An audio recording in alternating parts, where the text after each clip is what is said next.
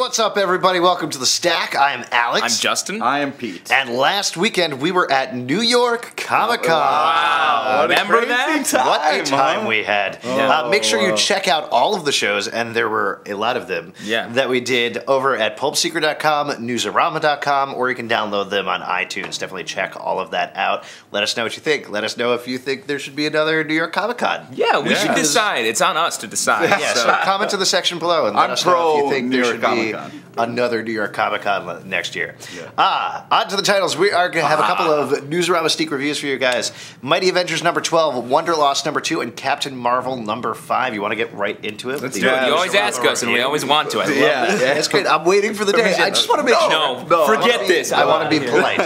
Meaty Avengers number 12. Meaty Avengers. What'd you think? Meaty or not meaty? It was meaty. Yeah. It was very meaty. A lot going on in this issue. I love it. Awesome. I thought it was great. First of all, I'll get that out of the way. I thought it was well done, well written, well drawn, big issue. It's nice to really be getting into the Skrull stuff. Because Secret Invasion has begun. Yeah. Well, okay, here's, just to take a little bit step back, this is my problem with big events. They're always like, here's the big issue, here's all the stuff. No, hang out for a month. We're not going to deal with it for a little bit. Which always drives me nuts. So finally, at least, they're dealing with it.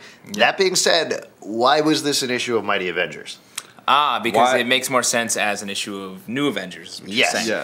Because they need to tell that story now. It hardly makes sense as an issue of New Avengers, except that Bendis has set the precedent of New Avengers can be whatever he wants to write about. Right, and in this issue, it's following Nick Fury, what he's been up to it's so lately. great. Yeah. It's nice to see getting to Nick's head a little bit and finally, see what he's been up to. It's very cool. Again, like I've been dying to know what he's been up to. I'm faulting the placement more than anything else because it is really interesting to see the journey he's gone on to. He's a total badass. In this I love it. Yeah, he has sex with an alien. I don't know what kind of alien. And this is the biggest spoiler of all. Let's talk about that last page splash, which was incredible. Can we talk about it? Yeah. All right. In the last page splash, there are a bunch of pictures of heroes, and several of them are circled. Because some with red ink, some with blue. Yeah. And I think, this is just my theory, but my theory is, halfway through doing it, Nick Fury ran out of red pens. Oh, yeah! And he had to use a blue pen. There's a red... Nick Fury does not run out of red pens, Alex. There's a red ink shortage in the Marvel Universe. That's how they're invading. First our red ink, then our whiteout. What won't those How will opposites run? I think it's maybe like the reds are maybes and the blues are definites. Well, the thing is, continue to spoil here, Hulkling from the Young Avengers is circled in red, I believe. And he is definitely a Skrull. Yes, he... So the other people... far. He's a human in disguise. You really cracked this conspiracy feed is what happened. Pick up the issue, right? Yeah, definitely. It's definitely great. Really, really enjoyable. Definitely pick it up. Let's move on and talk about Wonderlost number 2 by C.B. Cebulski. What do you guys think about this? Well, this comic, it claims to be a true recounting of CB's days as a young... Well, I'm just saying, he's drawing all the women that he's kind of slept with, and they're all darn hot. He's not drawing them, though. Well, someone is. Yes. That's fine. It's a comic book. Yeah. Okay, we'll get to my opinions in a second. Okay, this is just ridiculous. A, the fact that we're reviewing this piece of crap, and B, the fact that, like, no, it's just, this is porn. I don't want to, you know what I mean? Yo, like CB got around, in his young days. If you're into porn, then pick up this comic. But if, I mean... You like Jenna Jameson's Shadowhunter. That's not porn. That's completely different. It's made by porn. Oh, I'm sorry. Also, you're into porn. This is people having sex. It's porn. Okay. There's a difference between... Here's what I'm going to say. No, there's a difference between people doing it in a comic, that's what a porn is, and a little bit of TNA. You know what I mean? I thought this book was excellent, and I really liked it a lot, and I'll tell you exactly why. This is a series of short stories where CB is drawing on things that happened to him when he was younger. He is not sparing anything in terms of making himself look terrible. It deals with his... He also makes himself look good. He deals with his alcoholism when he was younger, which obviously that's not like, yeah, I'm awesome, woo! It's... Not all of the short stories hit, but then in any short story collection, I don't think anything hits. I like the art in it a lot. I agree. It's probably, I think, my theory is they're drawing idealized versions of these girls and himself because it's his memories. It's the idealized way he looks back at these stories. Right. And I think it's really well done. It's thematically, it ties together through movies and songs and memories. It all takes place in like 2 or 3 years. Yeah, and it's all about the things that mattered to him when he was younger, Banging. which is getting drunk and having sex with chicks. Man. I think it's a great book. If you don't like these guys and you like me, pick it up. I liked it. I thought it was a good read. I just think he's kind of like, check out all these girls I had sex with. Yeah! A little bit. Little Captain Marvel #5. Oh, Pete said his piece and he wants to move on. Yep. What'd you think about Captain Marvel #5? Well, I thought it was a little confusing, but then, I finally kind of caught. I was excited with what they were doing. I think it's a cool idea. It's a fun way to explore something. For those of you who didn't read the series, this is the last issue, so probably not the best place to get on board. But essentially, Captain Marvel is back in the Marvel Universe. He has basically found out that he is a Skrull. This is obviously a big spoiler. Yeah. Usually you say that first. He's found out he's a Skrull, and I think the thing that's wonderful about this issue is he doesn't care.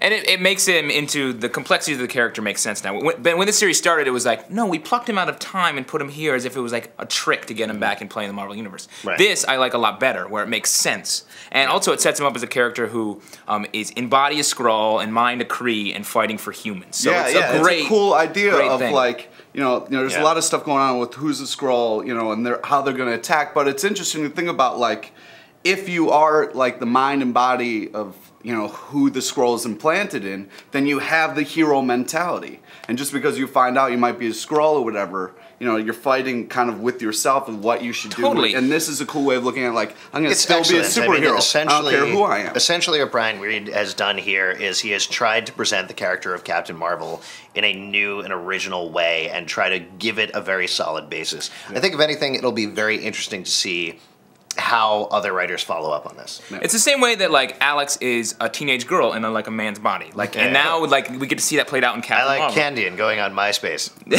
See how in tune I am with the teenage girl? Yeah, wow, you are right in there. Candy, that's what girls like. Remember. I think it's Who doesn't Candy. like Candy? I mean, I'm not into Candy. I think, Candy and Facebook? Yeah. Future. Future Candy and Facebook. I don't get you. I don't get you, teen girls. Dippin' Dots. After the speed round, after the break, we're gonna have a speed round. Sorry, I'm a teen girl. I don't know how to talk yet. Wow. Stay tuned. The cops are here. Clearly, we were told never to mention teenage girls. I'm so sorry. I'm so sorry. You guys are porn pushers. One day I get arrested pushing for porn on the people. I have. No,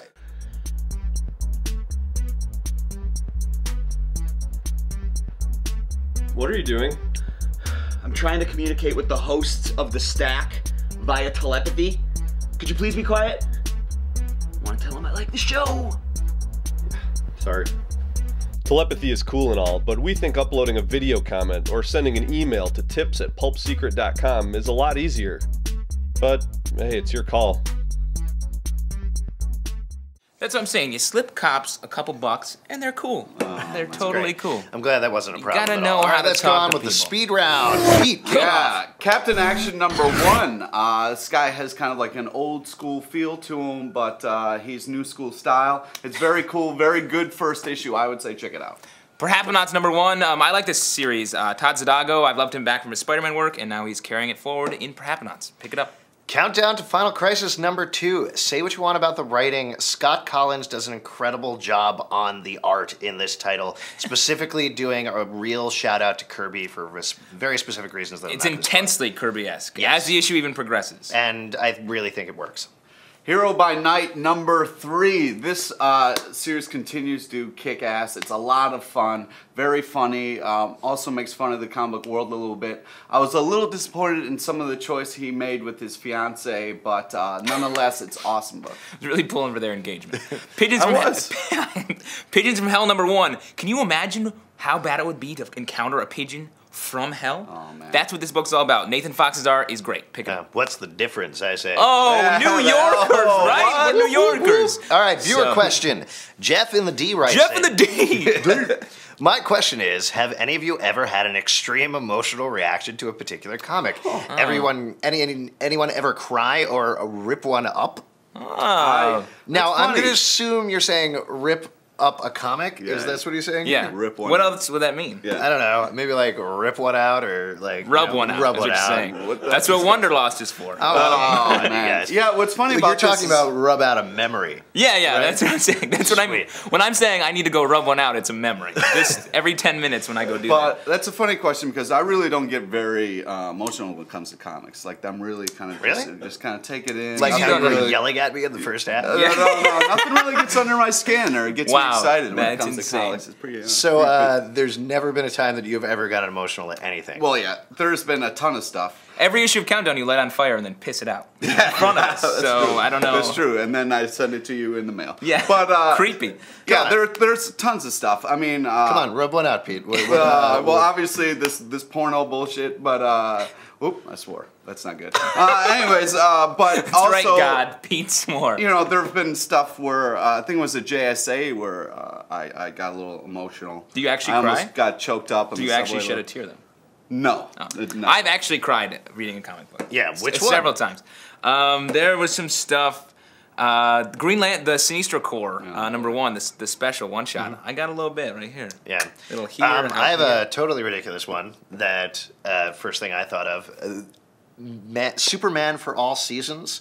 I do always bring it up, but there is a page in there towards the end that, and this is why it's totally ridiculous, it was so beautiful it actually made me cry. Just the art. Wow. Just the art. Just the art and the circumstance, and it was this page that completely encapsulates everything that Superman is about. And I just thought it was a really, really beautiful expression of humanity. Wow! All right, do you guys ever have you ever seen a comic book or read a comic book that either makes you cry or rub one out? Let us know. Have any of the episodes of The Stack made you cry? Or rub one out? Or just like cry, you're so frustrated. Yeah. Or rub one out because you're so frustrated. What do you think? Let us know. You can call us at 888-841-7549 or you can email us at tips@pulpsecret.com. Of course, you can upload the videos right here. Thanks for watching, guys. I'll be back in 10 minutes. We'll see you then. He's got to rub out one of those memories, I guess. Oh, man. God. Do you want to rub one out with me? No. Oh, well, just let's rub it. Let's rub one of our favorite memories of the stack out. This is so weird. At the tone, leave a message. We'll get back to you. I think DC really needs to get rid of Jimmy Olsen. He's not the only reason Countdown sucked, but he's got to be a big part of it. Emma Frost from the X-Men. She doesn't really fight. She doesn't really do anything. A short, hairy troll named James a la Logan. He has his own books. He's one of the main characters in X-Force, Uncanny X-Men, Astonishing X-Men, New Avengers. He even showed up in Black Panther a couple times.